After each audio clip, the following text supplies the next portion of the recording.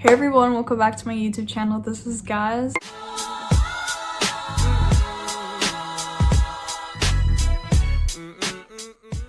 And I just want to say what the heck, it's been a very long time since I've made a YouTube video. It's been 7 months. I just checked on my phone how long it's been. It's been freaking 7 months that I haven't uploaded a video, and I just want to say that it's okay to take a hiatus or just to take a break on YouTube. You know, I've been going through so much during that time, and that's why I'm making this video, because I feel like I need to explain myself to you guys. And I also wanted to say Merry Christmas. Today that I'm filming this video, it's Christmas Eve, so I was gonna wear a hat. It's gonna ruin my hair, so I was like, nope. Yeah, so Merry Christmas. Hopefully I upload this video either today or Christmas Day or around that time. I took a long hiatus. I basically wanted to talk about different things that basically happened through those 7 months, and I wrote everything on my phone. Basically, I wrote a list so that everything's kind of in order and I don't jumble up my words, or when I edit this I don't get confused myself. So I made a list on my phone. Why did I take a break or a hiatus on my channel? So basically, during the 7 months I've been experiencing gastritis issues, which is a stomach lining issue. I've been dealing with anxiety, and I've been dealing with IBS. Basically, what I want to be talking about is all those things today, and I basically want to explain what is gastritis, why I've been having anxiety, what is IBS. The timing around May to August, I started to get anxiety and get gastritis and IBS. So in my last video, I think it was the Day in My Life video, that video I started to experience a lot of bad gastro issues. Basically, even in that video, I was eating food and I was like forcing myself to eat food during that time. Also, I was still in high school, still doing online school. I was basically finishing up my senior year, my stupid retarded senior year. And during May and June, that's when my stomach issues started to get worse. I didn't know why it got worse. I don't know if I was eating unhealthy or anything. I don't even remember if I was eating unhealthy during that time, but my stomach issues started to get worse and I couldn't eat anything. I think during that time I got my period or something, and I couldn't eat anything during my period. I would feel sick to my stomach, or I'd feel indigested. Nothing would sit properly in my stomach. And so I was trying to figure out what was going on with my stomach. Something I ate that triggered my stomach, or if it was my anxiety, because I started kind of get depressed during that time, because in Canada or in Ontario, that time we were still kind of in lockdown.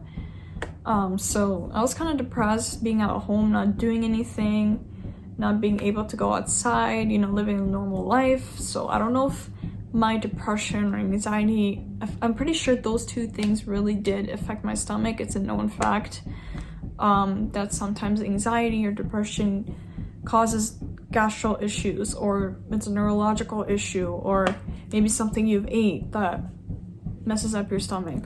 But basically around May and June, it started to progressively get worse. Around July time was probably one of the worst stomach experiences I ever had. Okay, I couldn't eat anything, or I did eat but I couldn't enjoy my food. Or when I would look at food, something like a really nice meal, like a 5-star meal, I'd be like, I can't eat that. I do not want to look at that. That's how I felt like when I would look at food, or if I would go on TikTok or something and see a food video, I'm like, oh, I would cringe at looking at the food. When you have gastritis, you start to not look at food the same way as other people do. So if you don't have a gastritis issue and you have this really nice burger or something, I couldn't even eat burgers. I couldn't eat outside food, so that was out of the list. Outside food was out of the list. I couldn't even look at that either. Just even nice looking food, nice luxurious home food, I would feel like not eating, or I wouldn't find that appetizing either. So basically I lost my appetite. I would feel indigested, always nauseous, always just felt like nothing was digesting.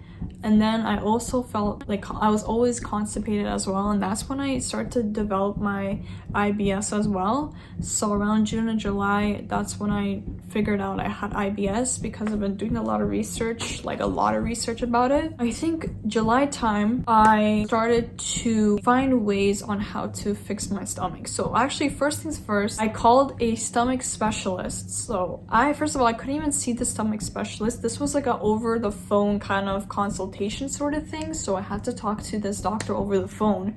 Mind you, I don't know who this doctor is.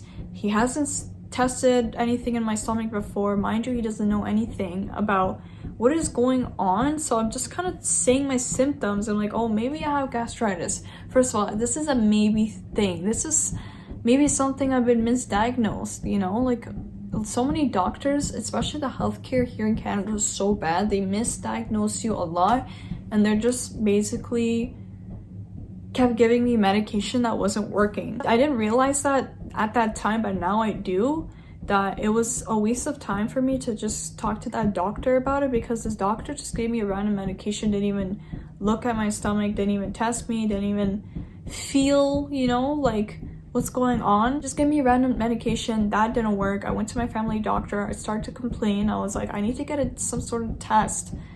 Like, what is going on? What if it's not my stomach? What if it's my liver? Or what if it's my gallbladder? You never know what it is. What if it's my autoimmune system? Or I don't know. What is it? I was kind of giving him like kind of hints sort of thing, like, oh, maybe I have IBS, and he would agree with me. It's like, why are you agreeing? This is when I figured out that doctors ain't shit. Basically, when I came out of my family doctor's office, or whatever you want to call it, I realized how stupid doctors are, especially here in Canada. My mom also has kind of like the same issues, so we started watching this doctor who's American, and he was showing different kind of machines that we don't even have here in Canada, like different kind of machines, like anxiety machine, these different kind of machines that made my mom like, wow, why don't we have this here, you know? Like, it's because when you go to America, you have to pay for everything, like the healthcare is not free there. And he was so informative about the gastritis and IBS, and I learned so much through his videos. I'll leave his YouTube channel down below.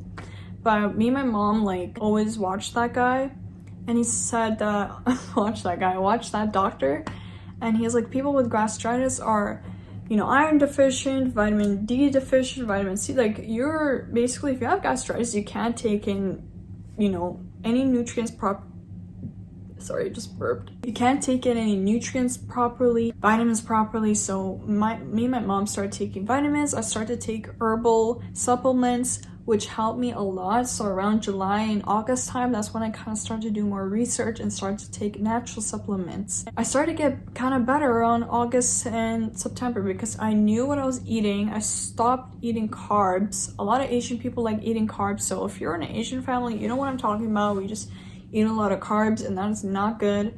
It's not good for intestines. You know, like I said, I started developing IBS issues. You guys can kind of just do your own research on gastritis and IBS, or if you feel like you have that too, just do your research about it. But I kind of start cutting off different foods, start to kind of feel better with my gastritis. Obviously, it's not 100% gone, but I don't feel like I'm dying, you know what I mean? Like, when I had it during the summertime, it was really, really bad. But when I started college, I felt like my mind was kind of somewhere else. I wasn't overthinking about it too much. My mind was kind of just on school, and I actually got a new job as well. So I was focused on, you know, my new job. And so my mind was kind of somewhere else, which is good to distract yourself. When I had my stomach issue, I would always overthink about it, like always overthink about stomach, which is not good for you. It'll make you sick if you keep thinking about it. Also, when I start getting a really bad stomach issue during June, May-ish, July-ish time, I also started going to a chiropractor, which also helped me a lot. He's a really good doctor. He talks about which area of your spine, when I do, you know, your adjustments, what they help with. Also helps with your nerves too. It can also be a lot of stomach issues or organ issues can do with your brain not sending the right messages or something like that. That's like another reason to why maybe I have a stomach issue. And he's like, maybe you're not your nerves are not working right or whatever, I need to fix you up. So he would do the adjustments and they would actually help me as well. September-ish time till now, I've been kind of watching what I've been eating. Whenever I would feel kind of indigested or kind of nauseous or something, I'd right away try to find something that would,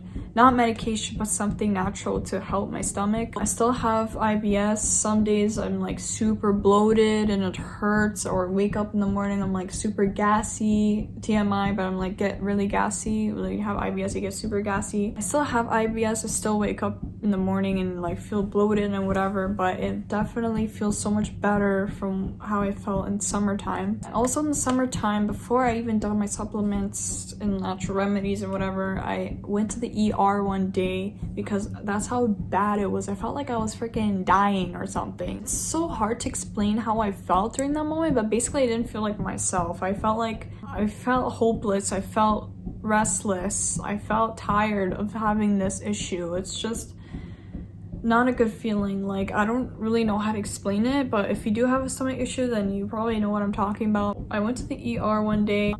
I think it was July time. I went to the ER. There was way too many people. We had to wait like hours and whatever. So I was like, no, I'm not sitting here.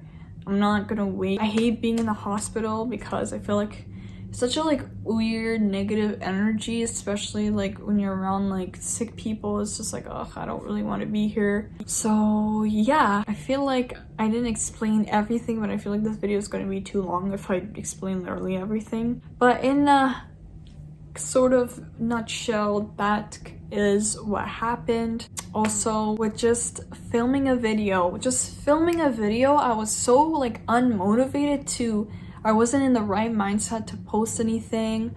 To be honest, I didn't even have the right equipment to even like film videos, but I'm so happy that now I can sort of afford things now at my own job. I feel kind of proud of myself that I even went through that stomach issue, because I realized a lot of good things. Now I have to appreciate who I am, people around me that help me, pushing myself to get better. Some people are just kind of sitting there lazy, not doing anything, and they're letting problems get worse and like just increase by the minute. So I'm just so happy that this year I realized to, you know, be myself, say my feelings, say my true feelings. If I'm having a problem, I will say it to your face, sort of thing. Before, I was never like that. I would always keep everything to myself. I would never say my true feelings, or if someone would ask me, they would get so pissed off because I was like such an introverted person, so I wouldn't say anything. I'm just really proud of myself that I did do that this year, and yeah, I really pushed myself this year. And